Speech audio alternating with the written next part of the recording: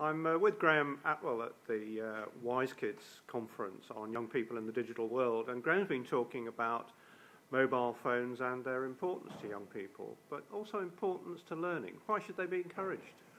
Why should they be encouraged? Well, why shouldn't they not be encouraged is one of the big questions. Every young person today carries a phone around. It's part of themselves, it's part of their identity, it's part of how they communicate, etc. What we're doing in schools at the moment is we're banning them.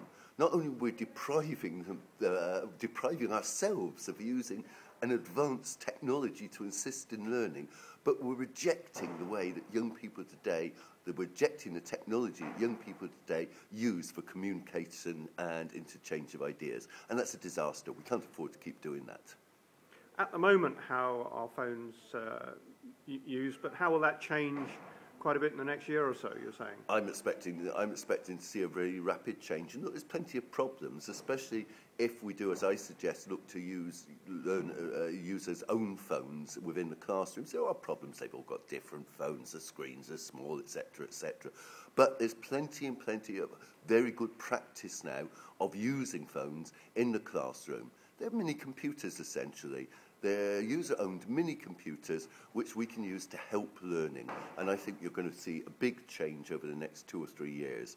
I'm predicting that mobile learning is going to be the big growing area for e-learning for the future, but just in the way that the mobile internet is the big growth area in the internet. So there's nothing very surprising about that. So we get a lot of concerns about safety, distraction, and so forth, but you're talking about new ways of learning, innovation, and inspirations as well. I'm talking about inspiration, particularly in terms of creation, and I'm particularly interested about how the mobile phone can go to places learning technology has not gone to before.